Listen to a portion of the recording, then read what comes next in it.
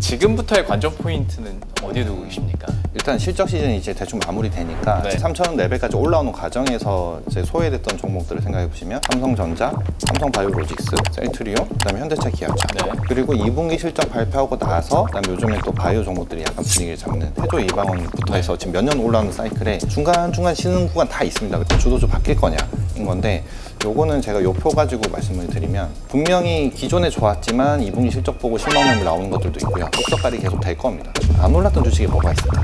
네. 라고 생각해 보면 사실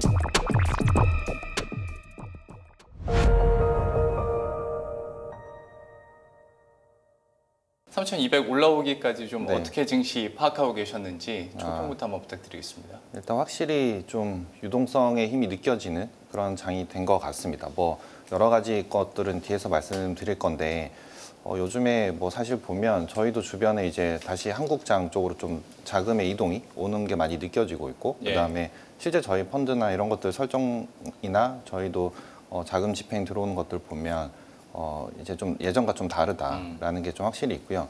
그다음에 대부분 생각하시는 게 걱정은 좀 다들 베이스에 조금씩 깔려는 있는데 그래도 이게 좀 유동성 장세이면서 그다음에 또 어떻게 보면 약간 삼저의 느낌도 나잖아요. 그러니까 뭐 환율도 낮고 유가도 낮고 금리는 낮추는 사이클이고 그런데 또 실적은 또 잘 나오고 그러니까 이익 증익 사이클인데 삼저다라고 하는데 이제 한국의 정책이 붙으니 분위기 될 거 아닌가라는 고민을 많이 하시는 것 같습니다. 예. 그래서 이제 그런 얘기로 해서 제가 조금 저도 이제 사실 매니저로서 이제 전략을 하는 사람이다 보니까 예. 사실 매일매일 업데이트 해드려봤자 사실 뭐 새로울 건 없고 근데 말씀 주신 대로 이렇게 한 분기에 한 번 정도 이렇게 하면 제가 흐름을 조금 다르게 꼭지를 좀 잡아드릴 수 있을 것 같기도 하고 해서 네. 일단은 전반부는 지금 3,000 레벨까지 올라오는 과정에서 한국 시장에 뭐가 없다가 뭐가 생겼길래 이렇게 갑자기 힘이 막 생겨서 올라온 거냐인 거고 요즘에는 또 이제 3,200선에서 이게 뭔가 무너질 듯 아닌 듯 이렇게 하면서 또 버텨내면서 맞습니다. 보면 지금의 우리의 시장의 관전 포인트가 뭐길래 이렇게 좀 약간 횡보를 하느냐 이런 내용으로 좀 이어서 얘기를 좀 드려보려고 합니다. 예. 그래서 이제 준비한 뭐 차트 가지고 말씀을 드리면 약간 지금 서머리를 좀 같이 해드릴 건데 첫 페이지 지금 보여드리는 표는 항상 올 때마다 이제 보여드렸던 거라 이제는 좀 식상하실 수도 있긴 한데 이제 최신 버전으로 이렇게 말씀을 드리면 조원님 근데 너무 죄송한데 네. 본격적으로 시작하면 제가 이 네. 질문 못 드릴 것 같아가지고 네, 네. 이거 그냥 네네. 지극히 개인적인 네, 네. 궁금증 하나만. 개인 투자자들이 좀 네. 중심이 돼서 올라온 성격도 많이 있지 않습니까? 네. 실제로 이제 네. 업에 운용업에 네, 네. 이렇게 계시면 예. 대기 중인 자금들이 네. 실제로 네. 많은지 그러니까 네. 우리 개인 고객분들은 HTS 통해서 고객 네. 예탁금이 얼마나 있고 네, 뭐 네, 증가금 네. 얼마나 있고 이거는 네. 파악이 되는데 네, 네. 실제 시장에 대기 자금이 얼마나 있을까 네, 네. 또 운용업 입장에서는 네. 느낌이 또 있죠, 다르실 있죠. 것 같아서 네, 네. 실제로 분위기가 좀 어떻습니까? 실제로 핫하죠. 예. 분위기가 이거는 그동안에 있었던 것과 좀 다른 분위기 있는 것 같고 그거는 뒤에서 제가 또 시향을 설명드리면서 좀 좋습니다. 같이 이제 좀 얘기를 드리려고 합니다. 알겠습니다. 네. 그러면 하시려고 네. 했던 거 이제 시작해 주시죠. 네. 그거는 질문 주신 거는 뒤에서 꼭 말씀드리겠습니다. 알겠습니다. 네, 이 차트로 항상 말씀드렸던 게 한국 시장에서 이제 코스피 대응법이 일단 뭐 사실 대세 상승보다는 지수의 높낮이, 그러니까 제가 요 표에서 항상 그 연도별 밑에 괄호에서 적어 드렸던 그 숫자들이 그 해의 저점 대비 고점의 폭이었고 요 폭이 이제 한 번에 뭐 10% 20%짜리 지수 레인지를 제공할 수도 있는 거고 아니면은 여러 번 제공할 수도 있는데 네. 그 폭의 높낮이 제공하는 것과 그다음에 우리가 그 이벤트상의 그런 스케줄을 잘 잡아서 매수 타이밍을 잘 잡아내면 사실은 과거에도 그랬고 지금도 그렇지만 여하튼 한국장은 기본적으로는 박스피, 그러니까 박스권을 형성을 했으나 주도주만 확실하면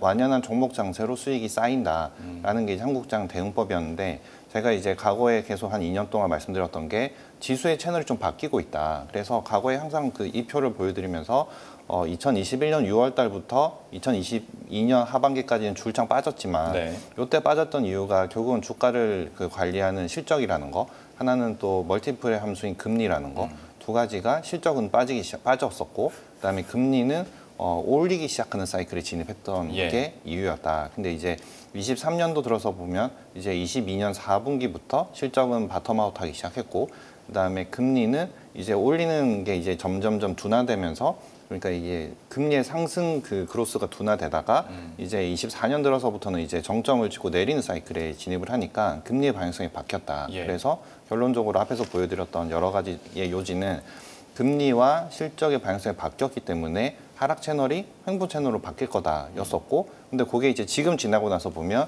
약간 이제 다시 신고가를 누르려고 하는 형태가 나오고 있어서 어찌 보면 이제 긴 세월 동안 한 4년 동안 우리가 2년은 하락 채널 또 2년은 횡보 채널 그러다가 올해 들어서 이제 오르는 사이클에 지금 진입을 했는데 사실 다들 저희가 과거에 1년을 놓고 보시면 네. 세 번의 큰 고비가 있었죠. 저희가 뭐였냐면 이제 작년 7월 달에 그러니까 그 작년 7월에 저희가 여기 지수에서도 한번 휘청하긴 했는데 요 7월이 여기 커서가 표시가 나는 거죠. 저기 보면 예. 7월이 이제 기억하시겠지만 엔캐리 청산이었고요. 예. 그다음에 여기 12월 구간에 한번 출렁거렸던 게 한국 내재적인 요인이었죠. 네. 이제 그 계엄령이었고, 그다음에 3월 말 4월 초 올해 들어서 한번 크게 휘청거렸던 게 관세 폭탄이었습니다. 이 세 번을 이겨내고 올라오는 사이클이 지금이다인 거고요.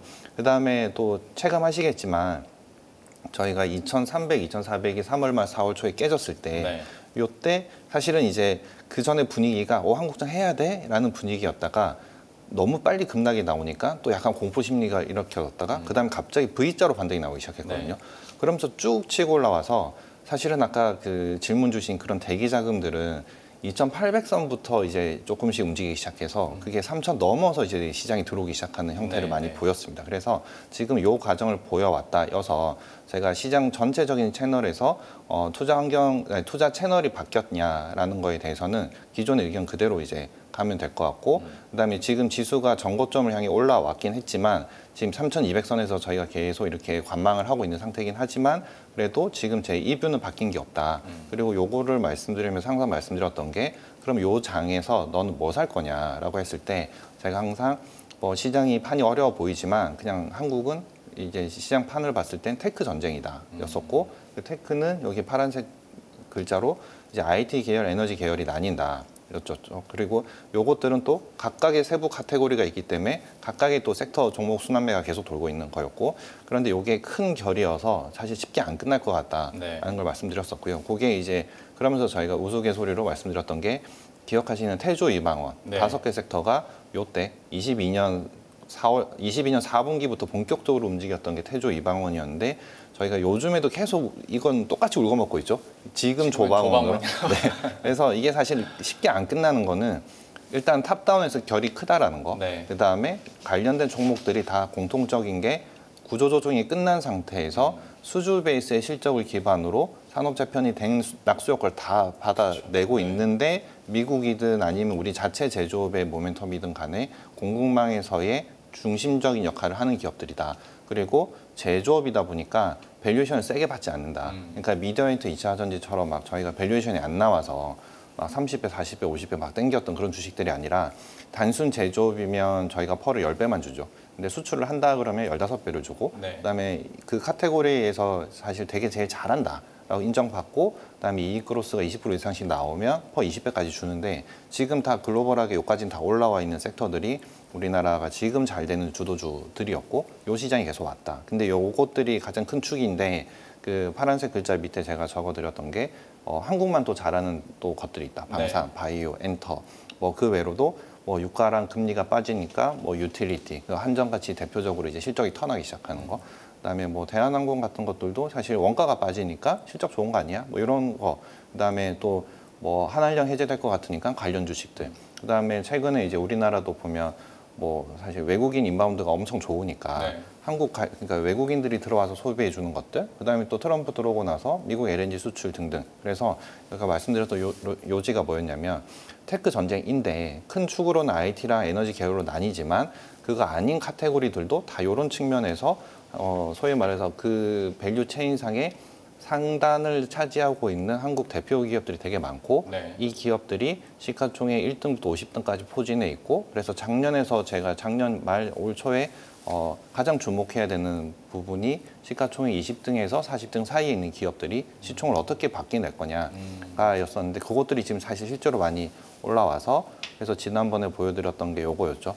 요 시가총액 20등에서 30등 요 사이 이렇게 레인지에 있던 종목들이 지금 다 시총 10위권에서 20위권 사이로 바뀌어져 있죠. 예. 그 24년 종가 기준으로 11등이 현대중공업이었고, 그다음에 29등이 하나에어로, 그다음에 30등이 현대일렉 이런 기업들인데 이게 다 바뀌어져 있다. 그게 아까 말씀드렸던 그런 결에서 일맥상통하고, 그러다 보니까 식상한 종목들인데 시가총액 상위주들이 실적을 기반으로 비싸지 않은 밸류에이션으로 주도를 할 가능성이 크다라는 게 기존에 보여드렸던 말씀이었고, 지금 사실 그러다 보니까 계속 종목은 똑같이 계속 그냥 순환매만 돌면서 올라오는 장이긴 했는데 그것들이 지금 계속 올라오는 장이었습니다. 그래서 요게 그 전에 말씀드렸던 여러 가지, 그러니까 한국장에서의 대응법이 딴 것보다는 이 산업 재편에서 잘 살아남은 그 클래스당에서 가장 제일 잘하는 베스트인 클래스 종목들을 잘 사면 업종 대표주이자 시가총액 상위주인데 식상하지만 시세가 날 거다. 그리고 이 주식들은 대형주니까 많이 살 수 있다.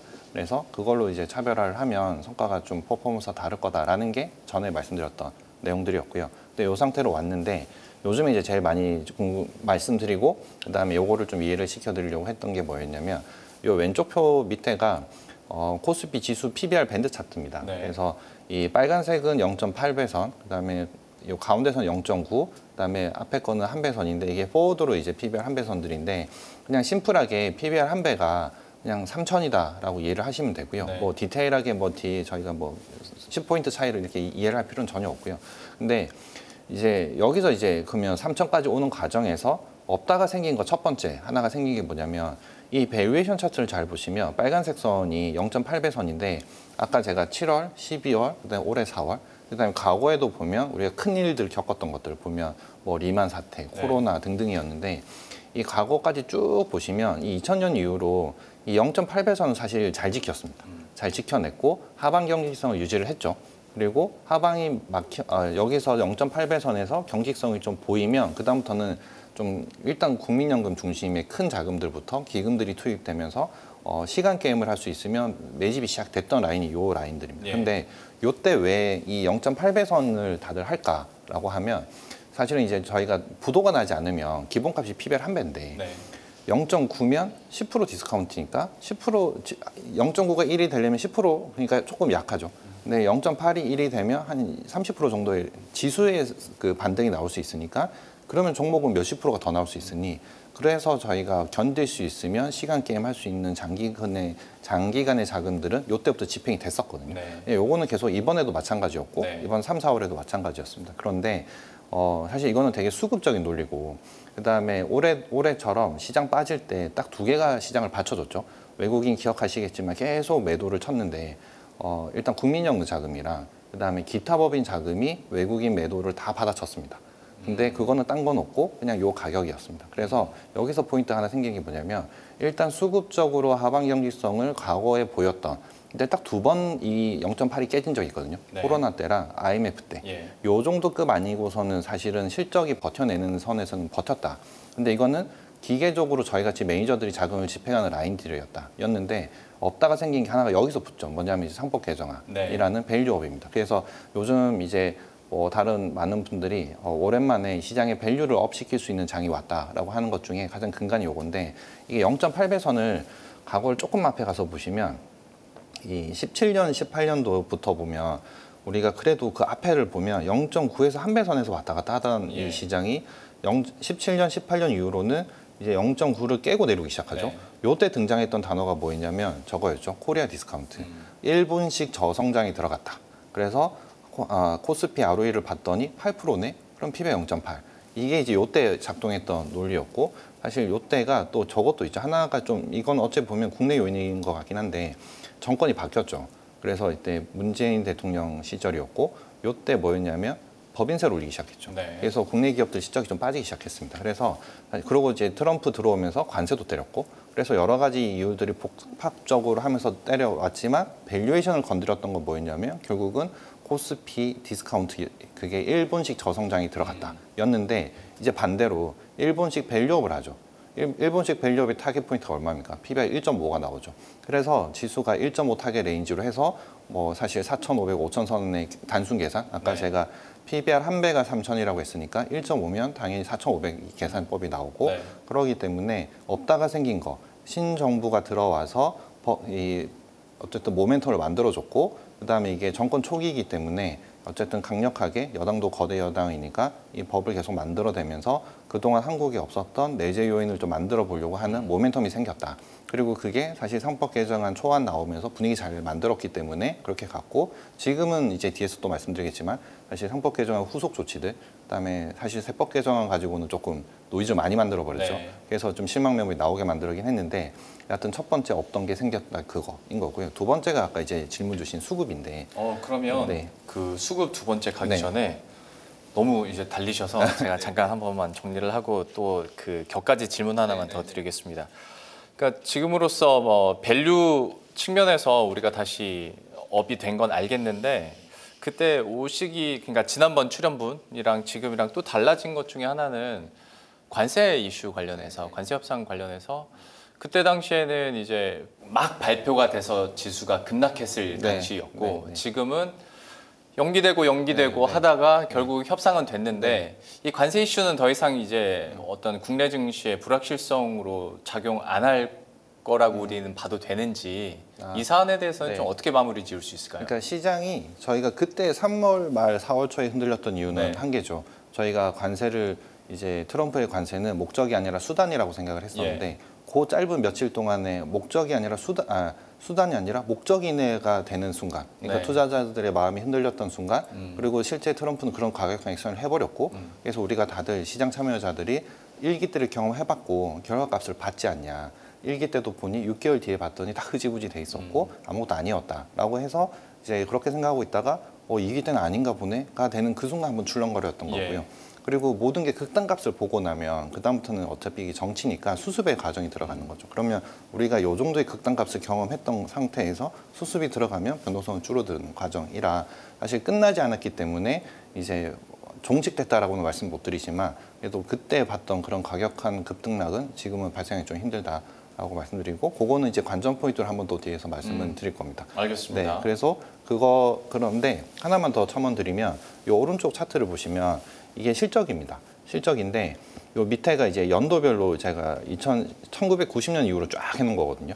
여기 보시면 17년, 18년, 19년 보면 이게 빨간 막대바가 내려오죠. 네. 그러니까 이제 연도별 실적에서 흑자를 낸 기업들의 합산이 빨간색이고 그다음에 적자를 낸 기업들의 합산이 파란색인데 17년, 18년, 19년은 실적이 빠져 내려옵니다. 네. 근데 왜 내려왔냐면 1기 때, 2기 때가 지금 다르죠. 트럼프 1기 때, 2기 때. 뭐냐면 트럼프 1기 때는 취임하고 나서 18년도에 관세를 때렸거든요. 맞아요. 그래서 1년 있다가 빠졌습니다. 맞습니다. 근데 이때 우리가 버텨냈던 섹터는 딱 하나뿐이죠. 반도체밖에 없었습니다. 그러니까 반도체만 실적이 나오는 사이클이었는데 관세를 바로 직격탄 맞으니까 못 버텼던 거고요.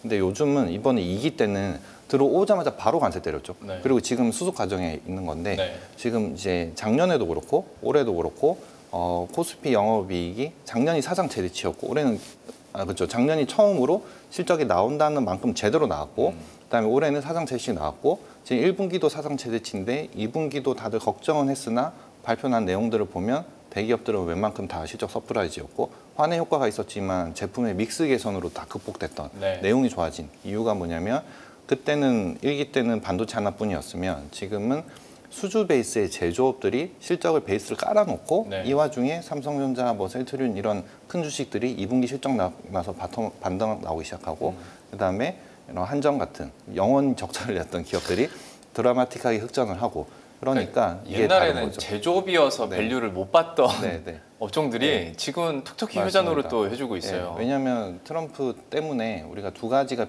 알게 된 거죠. 뭐냐면 이게 각자 도생해야 되는구나. 각자 도생하려고 봤더니 다 제조업이 없는 거고 네. 근데 한국 제조업이 제일 잘해주니까 이게 방산이든 조선이든 다 그 일이 벌어지는 거고 두 번째는 진짜 미국도 제조업이 없구나. 그런 게 되니까 그러니까 결국은 보편관세로는 세수를 확정해서 자기네들 이제 법인세 깎아주는 거 커버하려고 하는 거지만 품목관세는 결국은 와서 줄 서라. 네. 그리고 우리한테 잘 지어줘. 잘 만들어줘. 요거인 거니까 예. 품목관세 자체는. 그래서 그런 측면에서 보면 한국 기업들이 지금 실적이 안 나올 수가 없는 구조가 잡혀서 질문하신 거에 있어서 그게 좀 차이가 좀 큰 것 같다라고 이제 말씀을 드리고요. 이제 수급인데 요게 이제 드라마틱했죠 저희가. 요게 첫 번째로 일단 말씀드리기 쉬운 게 이제 외국인 지분율인데 네. 이 빨간색 선이 뭐냐면 외국인의 코스피 지분율입니다. 지분율인데 뭐 기억하시다시피 4월 말까지 해서 그 앞에 9개월 동안 외국인이 출장 9개월 동안에 거의 38.5조인가? 맞아요. 거의 네. 39조 팔았죠. 팔았는데 5월 달에 이제 1.2조 사고 6월에 한 2.23조 사고 지금 7월에 6조를 샀죠. 그리고 지금 8월은 뭐 등락이 있었지만 지금 오늘 기준으로 하면 똔똔인 상태인데 뭐가 바뀌어 갑자기 들어오냐인 건데 이 결국은 4월 말 이제 국정 불안정이 끝나고 나서부터 끝났거든요. 그러니까 이제 탄핵 심판 결론 나오고 난 날을 기억해 보시면 환율이 1,460원, 70원 놀던 환율이 다이렉트로 1,420원까지 바로 빠집니다. 네. 그래서 제가 이제 환율 가지고 질문들을 보통 주실 때 뭐라고 대답드리면 그 1,400원 이상에서 1,450원 레인지는 국정 불안정 요인이었다. 그리고 1,350원에서 1,400원 레인지는 관세라고 네. 저희가 말씀을 드리거든요. 네. 그래서 지금 사실 그 사이에서 환율의 움직임이 좀 왔다 갔다 했습니다. 사실 환을 저보고 뭐 얼마를 타겟을 하냐라는 전 못 맞추죠. 그거는 사실 좀 어려운 영역이라서 대신에 레인지를 보면 저희가 현상 풀이를 할 수 있거든요. 그래서 맞아요. 네. 저희는 그렇게 말씀을 드리고 그래서 4월에 그 탄핵 심판 끝나고 나서부터 환율 강세 들어갈 때 국정 불안정 요인이 제거되니까 외국인이 들어오기 시작했습니다. 그래서 그때부터 들어왔던 외국인이 지분율이 31%, 코스피 지분율 31%의 외국인이 지금 약 33%까지 올라왔습니다. 네. 그래서 여기서 드리는 말씀은 뭐냐면 외국인이 계속 한국을 사줄 거라서 지수가 오른다라고 말씀드린다보다는 텅텅 비어져 있던 외국인이 이제서 채우기 시작했다라고 하면 좀 가볍잖아요. 저희가 묵직한 게 아니라. 네. 그래서 있는 상태고 그다음에 결국은 지금 지수와 외국인 지분율의 괴리가 차이가 많이 난다. 왜냐하면 앞에서도 말씀드렸지만 결국 실적이 좋다는 거고요. 네. 실적 따라 코스피는 움직이는 건데 근데 코스피는 실적 따라 움직이고 있는데 외국인은 여러 가지 요인으로 안 샀던 한국이 네. 국정 불안정 해소됐고 그다음에 밸류업이라는 모멘텀을 쓰기 시작했고 24년도도 기억해 보시면 밸류업 주식을 한국 매니저들은 사실 잘 안 샀죠. 네. 예, 그게 뭐 자동차, 은행 이런 것들이었는데 외국인들은 엄청 많이 샀었거든요. 네. 근데 이제 그런 것들을 점수를 주는 외국인이 들어오고 있다라는 게 이제 하나 수급적으로, 그러니까 아까 첫 번째는 제가 상법 개정안들의 밸류업을 시키는 모멘텀, 두 번째는 수급에서 외국인인데 세 번째가 아까 질문 주셨던 이제 그 질문이랑 연관되는데 고객의 예탁금이 이제 70조까지 올라왔죠. 예. 그런 상태는 저희가 이거는 뭐 사실 누구나 확인할 수 있는 것들인 거고요. 그다음에 실제 뭐 팀장님도 그렇고 저도 그렇고 우리는 운용사에 있는 사람들이니까 실제 펀드 설정에 이런 게 보이잖아요. 네. 이게 보면 저는 공모 펀드가 아니라 사모 펀드라서 이게 저희도 이제 뭐 판매사들마다 저희 상품이 다 걸려 있지만 저희도 뭐 사모 펀드는 저거죠. 그러니까 공모의 반대 개념의 사모 펀드인 거고 뭐 여러 가지 사고가 났던 그 사모 펀드가 아니죠. 아직도 요즘에 오해를 많이 하시는 네. 분들이 있는데 그래요? 네. 근데 그 사모 펀드는 룰이 있죠. 뭐냐면 일반 투자자 49인 그다음에 전문 투자자 51인까지 채워서 총 100명만 펀드에 가입을 할 수 있는데 네. 저희가 이제 요즘에 펀드 설정을 하면 뭐 되게 돈이 단계 많이 몰립니다. 그래서 요즘에 저희 같은 사모펀드가 하나의 펀드를 만들면 이건 너무 실무로 말씀드리는 것 같긴 한데 하나의 펀드를 만들면 최저 한 200억 정도 들어오고요. 네. 그다음에 좀 많으면 500억 중반까지가 설정이 됩니다. 네. 100명의 고객으로. 그러면 이게 저만 해도 아까 서두에 말씀드렸지만 두 달 동안 펀드가 한 대충 7개가 나와버렸거든요. 네. 그러면 200억에서 500억 레인지라고 그러면 1,400억에서 3,500억 레인지죠. 그럼 중간값이 이제 저한테 들어온다고 보시면 되는데 저만 이런 게 아니죠. 잘한다는 운용사 한 4-5군데는 공통사항입니다. 그러면 곱하기 4나 5 정도를 하시면 이 레인지의 중간값이 얼마냐? 1조죠. 네. 그러니까 사모펀드 설정액으로 시장에 들어오려고 하는 대기 자금 자체가 1조라는 레벨인 거죠.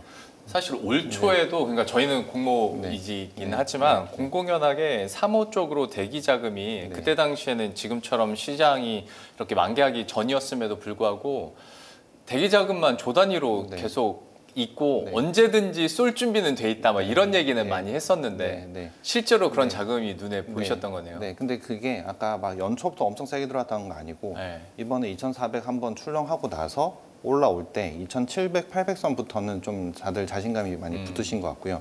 이게 저희가 특정 기관에서 받는 게 아니라 실제 개인 고객들이거든요. 네. 개인 고객들의 자금이 펀드 판매사인 창구를 통해서 들어오는 자금들인데 네. 그 자금들이 그때부터는 되게 빠르게 강하게 많이 움직였다라는 거고 그 자금들의 설정이 사실은 아까 그 저희가 이렇게 급하게 올라오는 요구가 그래서 2,800, 2,300, 3,000선 올라올 때 그러니까 펀드를 만들고 싶어도 그 실무적인 기간이 필요하잖아요. 그렇죠. 예, 저희가 보통 뭐 빨리 시간을 빼도 2주 정도 네. 걸리니까 그래서 이제 펀드 설정 이렇게 회복될 때 2,500, 600 넘어갈 때 펀드 만드시죠라고 됐을 때 그러니까 저희가 제안을 받으면 저희도 이제 그러면 펀드 이런 구조로 만들겠습니다라고 이렇게 왔다 갔다 하고 컴플라이언스 소비자 금융 다 네. 통과되고 나면 2주 걸리죠. 네.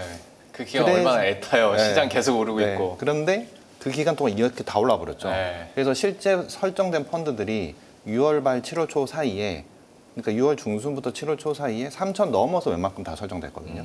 그게 저희뿐만이 아니라 다들.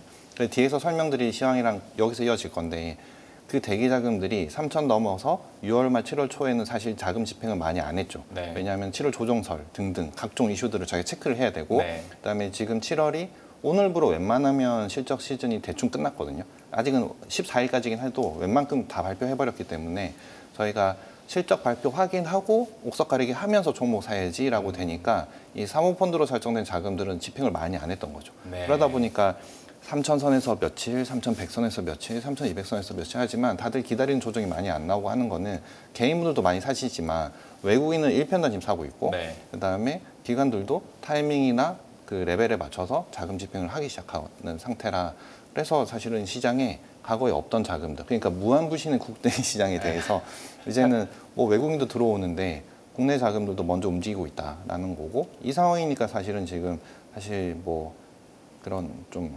시장에서의 그런 그 정책적인 이슈에 대해서 네. 말 한마디 뱉으면 사실 그게 변동성 요인이거든요. 네. 그러니까 시장이 제일 싫어하는 건 변동성이잖아요. 근데 변동성인데 말이 많으면 변동성이 많아지는 거고 네. 그냥 일관된 기준이 있으면 사실 말이 안 많아지는 거거든요. 그래서 그게 이제 저희가 며칠 전에 봤던 그런 이슈들이 세제 개편안 때문에. 생기는 건데 여하튼 지금 없다가 생긴 거 수급이 확연하게 다르다라는 게 좀 많이 다른 거고요. 그다음에 저는 이거는 뭐 내년 그림일 수도 있는데 수급적인 측면에서 어찌 보면 저희가 연금이나 이런 것들이 사실 한국 비중 많이 낮췄죠. 네. 그리고 저도 이제 뉴스를 통해서 보는 거는 뭐 퇴직연금 자금들도 뭐 기금화해서 좀 국내장 살 수 있게끔 하겠다 뭐 등등 해서 보면 그런 그 기금성의 자금들도 여전히 계속 뒤에 든든하게 있다라고 보면 국장이 사실 그렇게 막 이상하게 무너질 이슈는 사실은 아직은 지금 눈에 보이는 거에 있어서는 없는 것 같고 없다가 생긴 게 이 정도인 거고 그다음에 모두가 다들 사실 수급이 비어있던 빈집이었는데 네. 들어온다는 게 되게 좀 과거와 좀 다른 패턴이다라는 게 이제 두 번째 포인트에서는 좀 달라졌다 이렇게 말씀을 드리죠. 참 네. 외국인들이 이렇게 사기 시작하고 개인들도 엄청난 대기 자금으로 시장을 끌어올리다 보니까 말씀해 주신 것처럼 기관 입장에서는 기다리던 네. 조정이 계속 안 왔고 네, 네. 오히려 기관이 포모를 느낀다라고 네. 얘기를 할 정도로 예. 그러다 보니 약간 고점에서 또 기관은 또 그 시점에서 부담감도 없진 않지만 지금으로서는 삼성전자도 외국인이 다시 사는 거 보세요. 네, 그러니까 네, 지분이 확 낮춰진 상태에서 올라가니까 추가적인 상승에 대한 기대감들 그리고 금융지주 삼성전자 네. 그리고 조방원까지 네, 맞습니다. 골고루 다 올라가고 있는 그런 시점인 것 같습니다. 그러면 이제 지금 과거에 대한 정리는 완벽하게 네, 네, 이제 해주셨는데 또 앞으로가 어떻게 될 것인가에 대한 네. 궁금증들이 많이 네. 있을 것 같습니다. 그리고 네. 지금 자리가 그리고 최근에 이런 횡보가 참 고민되는 시점인 것 같습니다. 맞습니다. 개인 투자자 네, 입장에서는 네, 네. 지금부터의 관전 포인트는 어디에 두고 계십니까? 일단은 일단 실적 시즌이 이제 대충 마무리되니까 네. 실적을 먼저 조금 말씀드리면 지금 올라오는 장에서 안 올랐던 종목이 몇 개 있죠. 그냥 네. 이게 뭐 시가총액 상위주들이니까 말씀드리면 삼성전자. 그러니까 3,000원 레벨까지 올라오는 과정에서 이제 소외됐던 종목들을 생각해 보시면 삼성전자, 삼성바이오로직스, 셀트리온, 그다음에 현대차, 기아차. 네. 이제 요 정도가 소외된 상태에서 지수가 다 올라왔거든요. 그리고 2분기 실적 발표하고 나서 이제 삼성전자 반등 나오기 시작하고 그다음에 셀트리온도 어느 정도 반등이 나오고 그다음에 요즘에 또 바이오 종목들이 약간 분위기를 잡는 일부 그런 2차 전지도 좀 있었고. 네, 그래서 지금은 이제 스케줄도 스케줄이지만 일단 지금 2분기 실적까지 발표 난 상태에서 보면 그러면 주도주가 바뀔 수 있을까? 이제 지금부터의 관전 포인트에서 첫 번째가 그럼 주도주 바뀔 거냐인 건데 요거는 제가 요 표 가지고 말씀을 드리면 이거는 저번에 한번 언급은 드렸던 거고요. 오른쪽 표가 제가 업데이트를 한 건데 이게 뭐냐면 그 26년도 기준으로 그러니까 지금 벌써 이제 8월이니까 네. 저희는 이제 내년을 준비해야 되는 입장이라서 이 26년 기준으로 보시면 그 섹터별로 이익에 그러니까 영업이익의 증분의 기여도 순서 1, 2, 3, 4, 5등입니다. 네. 이거는 뭐 제가 조작하는 게 아니라 저희가 퀀트와이즈에서 그대로 그냥 애널리스트 분들 추정치 합산한 거 그냥 그대로 가져오는 거라서 네. 이게 미래에 갔을 때 안 맞을 수 있습니다. 안 맞을 수 있지만 숫자 가지고만 얘기를 하면 예. 내년 추정치 잡힌 이 노란색 부분 기계, 조선, 상사 뭐 이런 쪽 보시면 이게 결국은 조선, 방산, 변압기 원전이거든요. 네. 그러니까 지금 기존의 주도주 이 4개 섹터에 대한 종목들의 내년도 이익 기여도를 보시면 거의 똑같죠. 그러니까 왜 그러냐? 아까 말씀드린 이것들은 결국은 수주 베이스의 제조업이기 때문에 공통적으로 대부분 다 지금 3년치 이상의 일감을 몰아놓고 다 지난 1분기부터 이익률 개선되는 사이클에 들어갔기 때문에 네. 지금 그리고 이번 2분기에도 다들 이 기업들은 실적 내용이 다 이익률이 다 증가됐거든요. 네. 결국은 믹스가 좋아지고 있다는 거 증명을 해줬고 그러다 보니까 내년 실적에 대해서는 그래도 좀 가시성이 있는 종목들로 구성이 되어 있습니다. 그래서 이 기업들이 언제 끝날 거냐는 사실은 이 기업들의 실적이 끝나야 끝난다라고 이제 이해를 하면 될 것 같고요. 그래서 이 기업들이 지금 가다가 쉬는 구간 항상 나오죠. 그리고 지금 몇 년 동안 그때 아까 왜 태조 이방원부터 해서 지금 몇 년 올라오는 사이클에 중간중간 쉬는 구간 다 있습니다. 왜냐하면 주식이 오를 때 실적이 멈추는 구간. 그러니까 실적 곱하기 멀티플 했을 때 멀티플을 뭐 제조업이니까 뭐 20배 진짜 많이 줘도 한 25배? 근데 30배 될 때 이럴 때는 사실은 팔고 가야 되는 네. 상태이니까 그때 이제 밸류에이션 키 맞추기 한다고 좀 멈추는 구간은 나올 수 있거나 아니면 아예 모멘텀이 소진됐거나 인 거라서 그거는 중간중간 저희가 체크를 해야죠. 근데 그거 아니고서야 조선방산, 변압기, 원전 이쪽들은 이익이 지금 탄탄하니까 실적이 끝나야 끝난다. 그런데 식상하다가 되는 거고요. 그다음에 지금 저희가 건강관리 반도체 쪽은 제가 표시를 해드렸는데 이게 뭐냐면 이제 2분기 실적 나오고 나서부터 반등이 좀 나오는 거. 아마 저번 방송에 제가 셀트리온을 언급드렸는지 모르겠지만 2분기 실적이 나오고 나서 전체 영업이익을 달성 여부가 보이면 네. 주가가 그때부터 좀 움직여 줄 거다였는데 사실 이쪽 섹터에 대해서는 보면 삼성바이오로직스나 하이닉스가 대장 역할을 계속 해왔죠. 네. 맞고 결국은 우리가 이 2인자로 조금 밀렸던 약간 그러니까 삼성전자, 셀트리온이 2분기 실적을 바텀으로 해서 개선될 거냐였는데 사실은 삼성전자가 먼저 움직였던 건 이익 개선에 대한 기대감도 붙었는데 모멘텀이 붙기 시작하니까 네. 주식이 사실은 엄청 밑에서 오래 기간 기었던 상태에서 모멘텀도 붙고 실적에 대한 희망도 생기니까 주식이 먼저 움직였던 거고요. 예.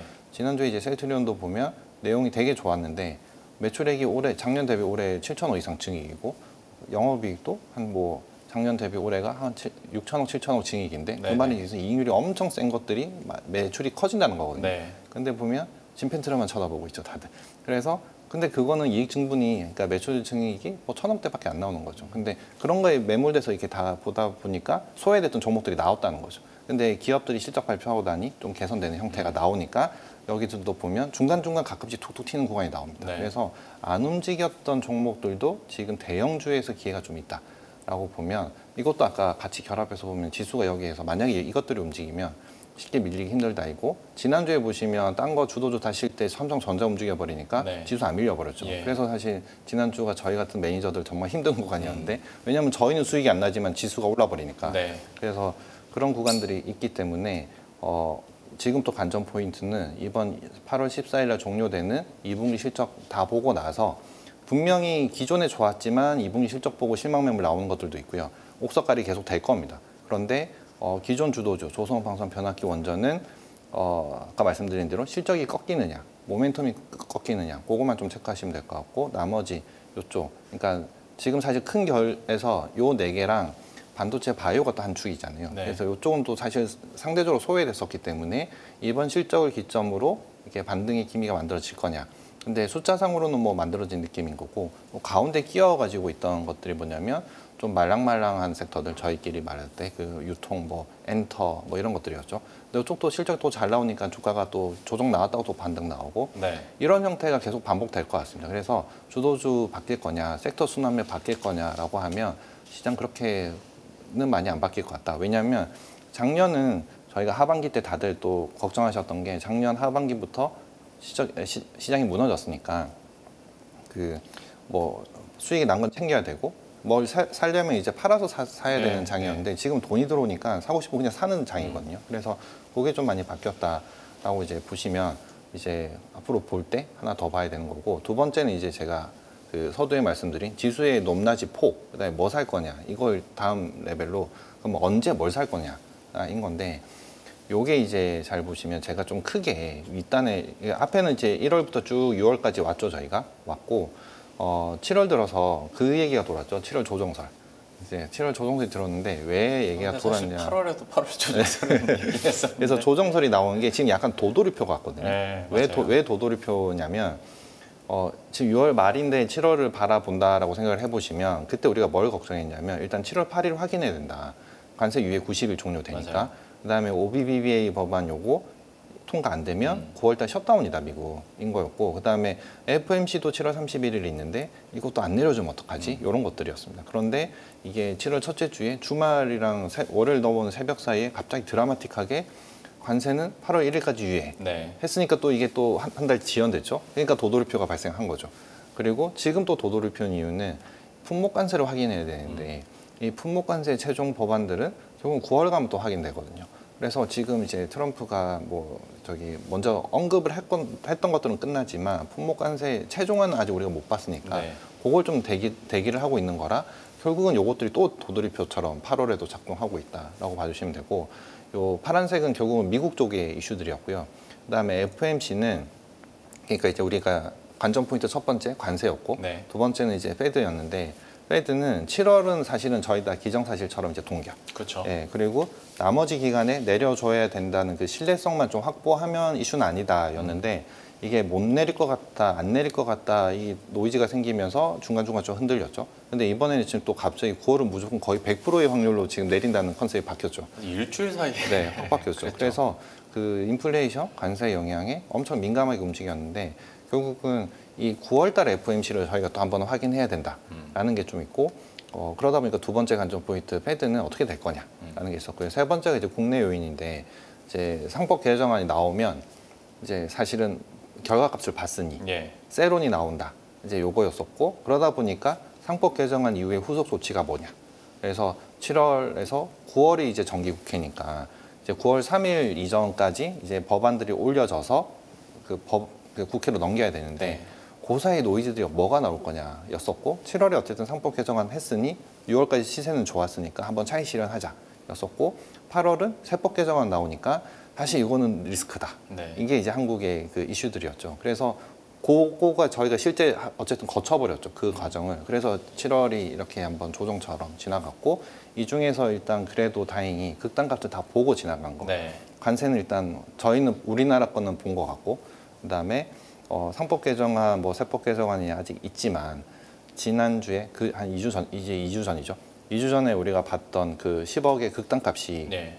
금요일 종가를 막 지수를 3, 4% 빠뜨렸던 이슈가 그게 맥스 값이라면 그게 아까 트럼프 때 제가 설명드렸던 논리랑 같죠. 우리가 그게 본 게 맥스 값이라면 사실 그거보다 수렴해서 만들면 사실 그냥 그때의 변동성보다는 줄어들지 않겠냐인 거고 오늘 나오는 뉴스들을 보면 이제 다시 50억 정도로 이제 가겠다인 네. 거여서 사실은 그거를 우리가 확인하고 싶은 게 8월 중순쯤입니다. 그래서 이게 어찌 보면 7월의 조정설의 그런 이슈들이 폭은 줄어든 상태에서 9월에 가서 최종 확정을 한다는 그게 있기 때문에 네. 약간 뭐 말씀하신 대로 똑같이 8월에도 그렇게 된다라는 게 약간 도돌표인 것 같고요.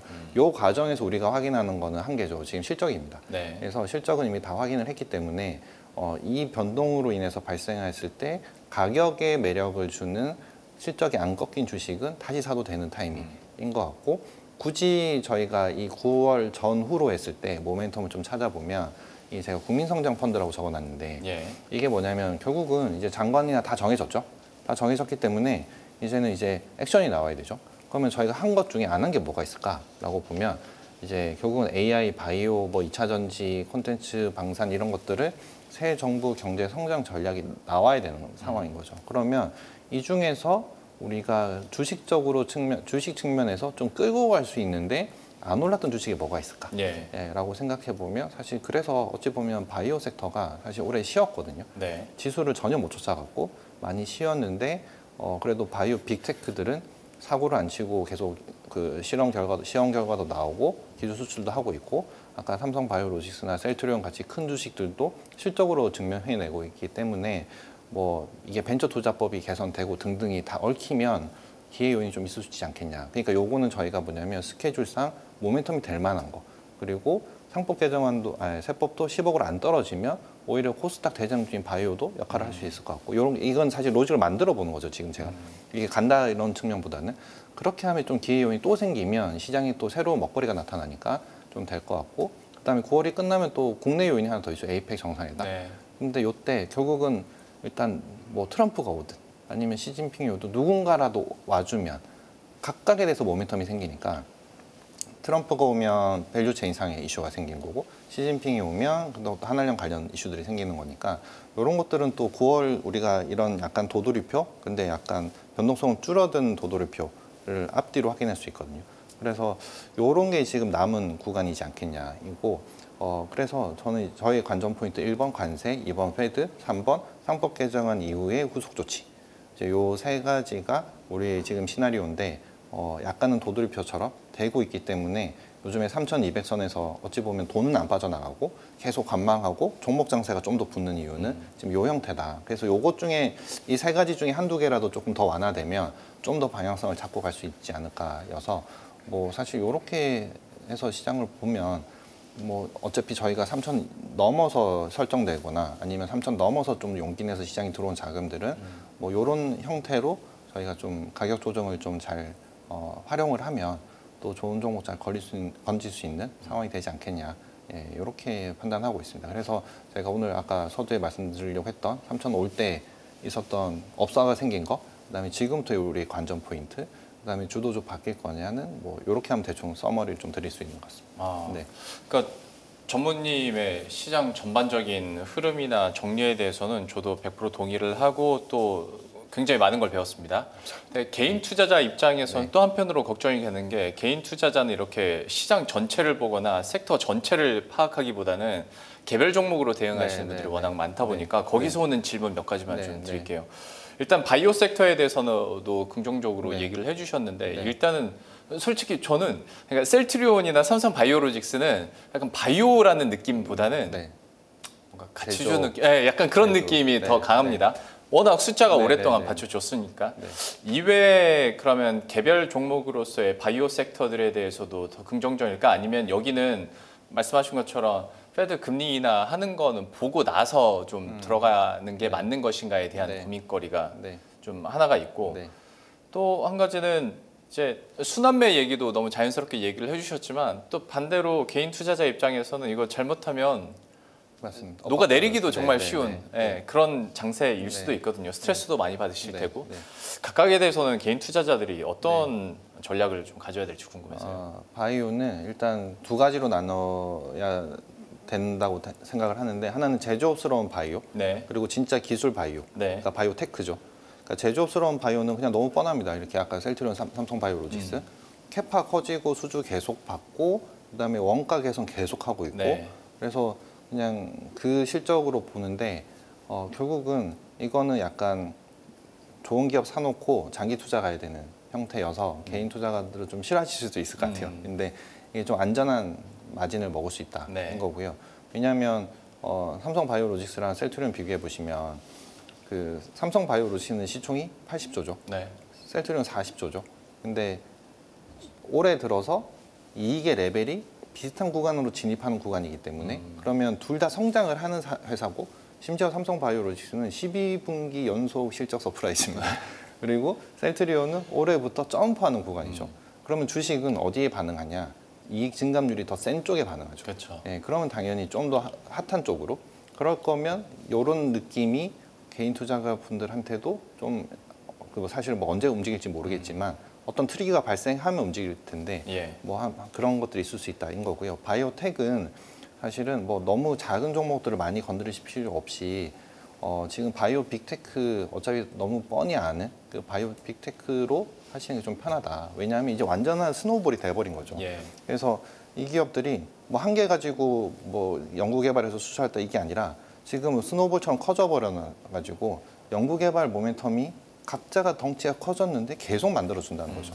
그래서 사실은 너무 많은 종목을 확산시켜서 바이오를 대응을 하면 이건 정말 말씀하신 대로 종목 찍기 게임으로 가기 때문에 이거는 못 맞추는 게임이거든요. 그래서 그냥 그 제조업스러운 거, 그다음에 바이오테크 같은 것 중에서 대장 한두 개만 딱 정해놓고 그냥 가격 보면서 장기 투자 들어가시면 그러면은 사실은 바이오라는 게 또 한 번에 가주기 때문에 네. 그러면 기다렸던 시간을 다 커버할 수 있기 때문에 그렇게 투자하시면 될 것 같고 저는 금리 이슈는 바이오 볼 때 그렇게 많이 보지는 않습니다. 저는 개인적으로는. 네. 왜냐하면 일단 기본적으로 실적 나오는 기업들이 많이 없기 때문에 실적이 나와야 밸류에이션을 주는데 금리 아무 상관이 없다라는 거고요.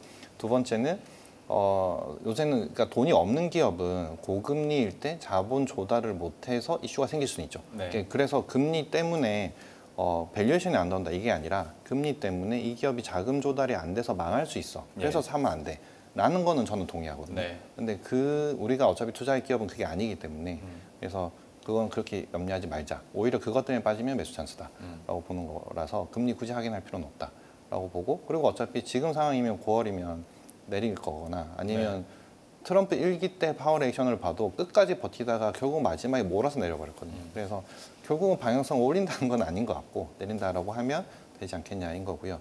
두 번째가 순환매. 네, 순환매는 결국은 이것도 똑같은데 저도 아는 많은 주변의 분들이 다 항상 고민하시는 게 너무 많은 정보를 가지고 네, 이렇게 하시는데 태조 이방원이라고 했을 때 5개 섹터를 다 살 수는 없어요. 그러니까 다 사시는 분들도 있지만 다 살 필요 없이 한 3개 정도 사서 이 3개 순환매 돌 때 그냥 기다리면 된다. 왜냐하면 지금 실적이 꺾이는 장도 아니고 모멘텀이 꺾이는 섹터들이 아니라면 가지고 계신 종목들이라고 하면 지금 이 순서가 아닐 뿐인 거지 끝나는 건 아닌 거거든요. 그래서 요즘 같은 장에서는 순서가 아니어도 빠지기보다는 버텨주는 시장이잖아요. 그래서 버티고 이격 조정, 소위 말해서 이격 조정을 좀 해주면 오히려 그때 모으기가 더 좋다여서 그래서 그냥 내 거 왜 안 올라 해가지고 이제 소외돼서 얘를 팔아서 딴 데 간다는 것보다는 내 주식이 맞다면 뭐 실적도 좋고 모멘텀 좋고 밸류션 별로 안 비싸고 대장주 할 것 같아라고 하면 오히려 그 이격 조정 구간에 좀 더 모아서 다음 순서 오는 걸 기다리는 게 적중률이 훨씬 높다라고 봐서 물론 이제 사람들이 저도 그렇고요 매니저들이 가장 참기 힘들 때가 뭐냐면 내가 없는 게 오를 때거든요. 근데 진짜 그렇습니다. 그럼요. 있는 게 빠질 때는 참을 수 있어요. 네. 근데 있는 게 없을 때 오르는 거는 못 참거든요. 맞습니다. 근데 그거 한 타이밍만 참으면 되는데 이제 그게 진짜 힘든데 결국은 지금 장이 그렇게 돌다가 차례가 오기 때문에 그렇게 선택을 하시면 되지 않을까 싶습니다. 이거는 사람 심리가 뭐 전문가건 그냥 일반 투자자건 똑같은 것 같습니다. 네, 다 같이 빠질 때 나도 빠지는 거는 그게 큰 타격은 괜찮아요. 없는데 네. 오를 때 내가 소외당하면 그거만큼 속쓰리고 네. 그런 게 없거든요. 네, 네. 그거를 잘 이겨내야 된다라고 얘기를 해주셨고 전반적인 굵직굵직한 큰 대장주들은 얘기를 해주셨으니까 이것도 하나만 저희 중간에 잠깐 그 말랑한 업종들 얘기해 주셨잖아요. 네. 유통 그다음에 뭐 예를 들어서 엔터나 여행 쪽 여기는 어쨌거나 모멘텀들도 있고 뉴스들도 지금은 긍정적으로 나오고 실적 역시 실적 전망도 맞습니다. 좋게 나옵니다. 네. 이들 종목군에 대한 세부적인 좀 투자 전략은 어떻게 세워 볼 수 있을지 이것도 한마디 지금 좀. 뭐죠? 저희가 애니메이션 덕분에 또 여러 가지 이슈들이 많이 생겼는데 그러게요.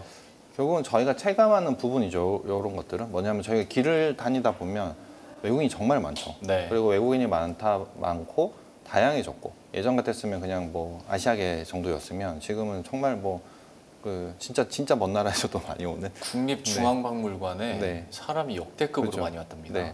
그래서 그 상황인 거는 저희가 체험할 수 있으니까 결국은 그게 뭐였냐 그런 게 이제 제가 연말 연초에 말씀드렸던 게 올해 다들 그냥 조금 잘 안 보시긴 해도 저는 그때 말씀드렸던 게 이제 카지노였죠. 그러니까 카지노. 왜냐하면 캐파 증설을 다 해놓고 바로 코로나가 터져가지고 기업들이 다 너무 힘들어서 자본 조달을 하면서 살아남았죠. 살아남았는데 지금 뭡니까? 호텔이 없어서 호실적이 나오고 맞아요. 그게 지금 저희가 확인하고 있는 시점인 거죠. 그래서 이미 구조조정 완료된 상태죠. 그래서 지금 주가들이 엄청 뿜어버렸던 맞습니다. 상태여서 이제부터는 사실 뭐 내용이 안 좋다 이런 게 아니라 주식이 한번 뿜으면 사실은 또 실적이나 이런 걸 다 반영해서 가는 사이클이기 때문에 일단은 밸류에이션이나 아니면 실적의 추이를 좀 확인하시면 될 것 같고 그래서 그런 이유로 포함되는 게 결국은 이제 카지노 같은 여행 레저 이쪽 군이었고 그다음에 또 자체 모멘텀으로 올해는 계속 약간의 무형의 수출주 이제 결국 엔터주들인데 이제 결국은 큰 IP가 왔죠. 블랙핑크라는. 그리고 BTS는 내년 초 정도로 이제 대기를 하고 있는 거고. 그래서 이게 지금 수출이 얼마가 나올지 모른다는 거죠. 그러니까 주식이 세게 움직여 버린다는 그게 제일 무서운 거잖아요. 주식 볼 때. 그래서 그런 모멘텀이 있기 때문에 꼭 그 지금 불핑이 좋기 때문에 YG를 사야 된다 이게 아니라 그럼 다음 순서 또 뭐가 있을까? 그리고 어차피 대장주가 움직여주면 모멘텀은 계속 지속되는 거거든요. 그쵸. 그래서 그런 섹터들은 지금은 살아있다라고 보시면 될 것 같고 저는 그냥 하나 걱정하는 거는 이 기업들 모든 공통점이 사실 그렇게 거래량이 막 풍부하지는 않습니다. 그래서 그러니까 많이 오르고 할 때는 적당히 그래도 좀 잘 챙기셔서 이제 뭐 향유하시는 게 좀 나중을 위해서라도 그러니까 내가 모든 걸 다 먹겠다라는 건 좀 너무 힘든 것 같고 그래도 이 기업들이 뭐 일단 실제 이 위기를 극복했기 때문에 지금부터는 물 들어올 때 놓아야 되니까 이제 그 사이클은 확실히 왔다인 거고 그게 아까 혹시나 제가 에이펙 때 시진핑 방문이라도 하면 예. 이게 좀 다른 그때가 이제 약간 피날레이지 않을까? 그러니까 모멘텀 상으로. 아, 네. 새로운 느낌으로. 그렇죠. 이게 실적은 계속 갈 건데 네. 호텔이라는 게 특징이 뭡니까? 풀캐파가 차면 더 이상 받을 수 더 이상 없죠. 못 받죠. 네. 네, 그래서 이게 아직은 풀캐파가 아니니까 실적이 계속 올라가는 건데 지금 호텔 가동률이 보통 맥스가 한 80% 중반? 네. 요새 웬만큼 80% 중반 다 도달했죠 이제. 그래서 뭐 신규 캐파를 더 증설하는 거 아닌 이상 안 움직이죠. 근데 이제 얼마 전에 뭐 회사가 큰 회사가 옆에 호텔 하나 산다 그러니까 지난주에 주가 뽑는 것처럼 네. 이제 그런 게 포인트로 이제 작동하기 시작하는 거거든요. 그래서 저희가 실적이 안 좋다라는 개념보다는 결국은 주식 보실 때 실적과 모멘텀 그리고 실적은 그로스가 더 없으면 사실 여기서 만족해야 되는 거고 모멘텀이 끝나냐 안 끝나냐 안 끝났다라고 하면 좀 더 끌고 가도 되는 거고 안 나올 것 같아라고 하면 좋은 실적에 올랐을 때 팔을 챙겨야 되는 그런 형태로 좀 관리를 하시는 게 지금 왜냐하면 섹터 순환매가 워낙 빠르기 때문에 네. 그래서 그 사실 주식이 우리가 봤던 목표가를 넘어서면 조금 아쉽더라도 좀 챙겨 놓는 게 낫지 않겠냐라는 게 그냥 드리는 말씀입니다. 네. 마지막 질문 한마디. 이거는 우문입니다. 제가 미리 말씀드립니다. 이게 섹터별로도 전략이 너무 다를 수밖에 없는데 대장주나 1등주 얘기를 해주셨으니 네. 지금의 시장에서는 각 섹터별로 1등주를 많이 올랐어도 골라 담아야 되는 네. 시기인지 네. 아니면 그나마 그 섹터 안에서 덜 오른 혹은 수급적으로 좀 빈 곳을 노려야 되는 때인지에 대한 고민을 한다면 네. 이건 다시 말씀드리지만 섹터마다 다를 수는 있겠으나 네. 어느 시점이라고 보십니까 지금은? 저는 그냥 원래 이건 저 스타일이기도 한데 네. 그 원래는 저는 전자라고 말씀을 드리거든요. 네. 그러니까 대장주 그냥 많이 사버려야 된다인 거고 왜냐하면 그 아직 저희가 세법이 확정이 안 됐기 때문에 예. 이게 마지막 남은 이슈인 거죠. 그래서 그거가 뭐 변경 없이 가면 저는 이제는 돈 들어오는 장이라서 더 겹붙여서 사셔도 된다라고 생각하는데 그게 아니면 우리가 계속 반복해서 봤던 그 굳이 팔아야 돼야 되는 상황을 이게 하고 또 굳이 또 다시 사야 되는 그 이벤트를 만들어야 되기 때문에 그럴 거면 큰 주식이 편하거든요. 예, 그래서 그거 확인되기 전까지는 그냥 크게 가고 근데 지금의 장이 아까 말씀드린 증이익 사이클에 삼적 효과가 붙고 맞아요. 정부 정책이 붙는데 돈이 들어오는 사이클이기 때문에 네. 그래서 그것까지 확인되면 좀 퍼뜨려도 된다. 예, 그러면 완전 완연한 종목 장세가 될 거고 코스닥은 그때 가야 제대로 움직일 거다. 예, 이렇게 말씀드리죠.